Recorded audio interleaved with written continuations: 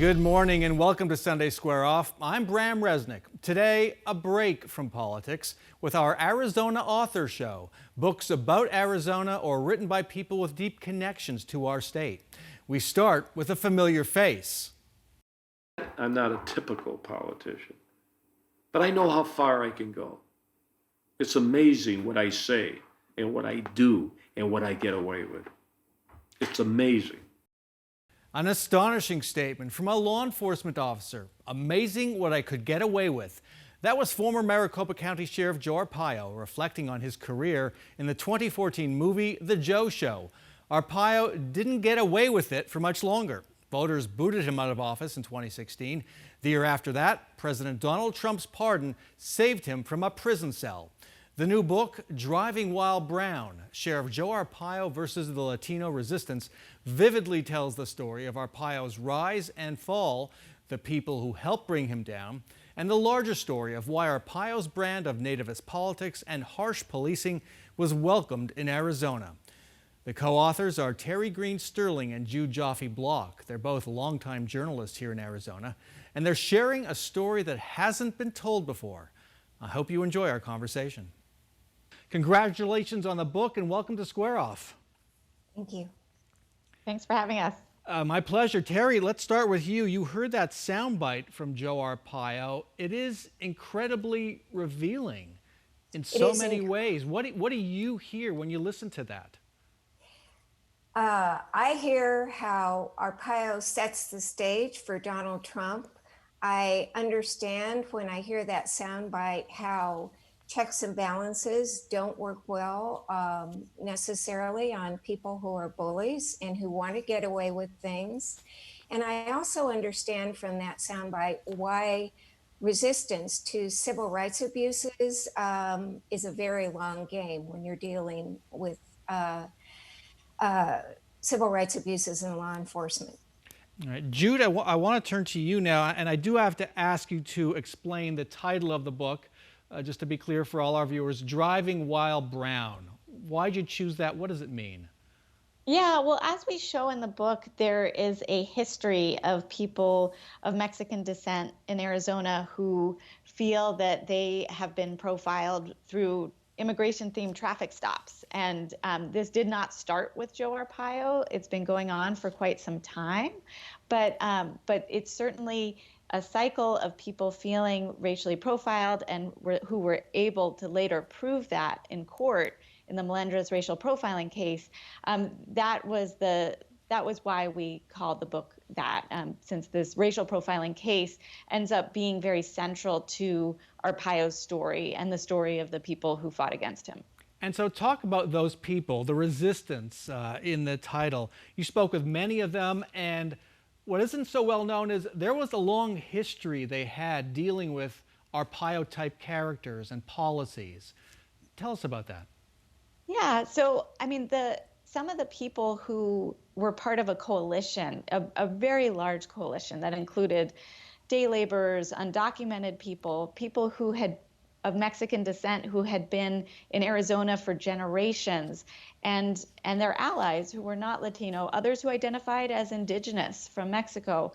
All of these people joined together to fight Arpaio and stop his immigration tactics. But some of them who we focus on in the book, they met at ASU in the 1960s and 70s, and they had experienced discrimination firsthand. Some of them had seen how mining unions had helped mining towns have more equality and had come out of that experience and that idea of organizing. Others had had their own parents who were U.S. citizens deported. That's the case of Alfredo Gutierrez, his father was a U.S. citizen and was deported in mass deportation. And so these activists brought with them knowledge of cycles of discrimination and cycles of fighting against that discrimination to this fight. And there's a key moment in Joe Arpaio's career. He was in office 24 years as sheriff. He didn't really become an immigration enforcer until halfway through his reign, around 04, 05, 06. And it has to do with the story of Patrick Hab. and his arrest at an Interstate 8 rest stop. Jude, I'm going to ask you just to briefly summarize that story and why it was so crucial to the next 12 years under Arpaio. Absolutely. That was the flashpoint moment. And so what happened was a man named Patrick Hab came across a group of migrants who were getting into a car at a rest stop, and he held them at gunpoint, which is not considered a legal thing to do. You can't just go around holding people at gunpoint. He called law enforcement, he called 911 and said, I'm holding these migrants. And what happened was the Maricopa County Sheriff's Office responded to the scene and arrested Patrick Hab because he was pointing a gun at these people and holding them there.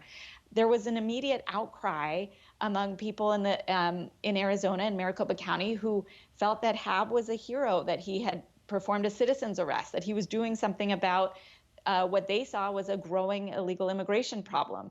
I'm going to turn to Terry now and fast forward. Immigration ultimately sowed the seeds of Arpaio's downfall, and there's a scene in the book where Arpaio is waiting for a pardon from Donald Trump. Just take us into that room.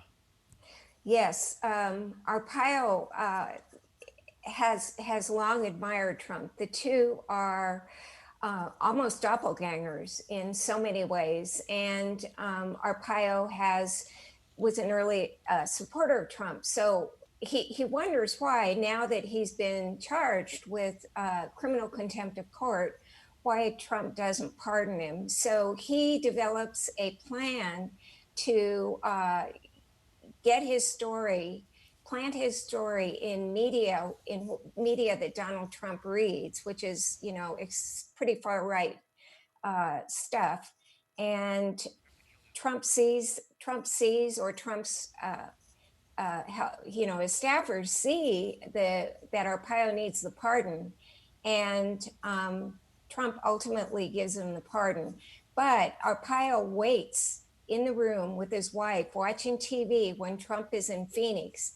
He says, Ava, Trump's going to say my name. And right at that moment, Trump says, he hints to the crowd that a pardon is coming very soon. When we come back, you didn't learn about this rebellion in high school history. Island on Fire tells the story of a 19th century slave revolt that still resonates today. But first, more on Driving While Brown and where Joe Arpaio learned to play the character Joe Arpaio. Stay with us.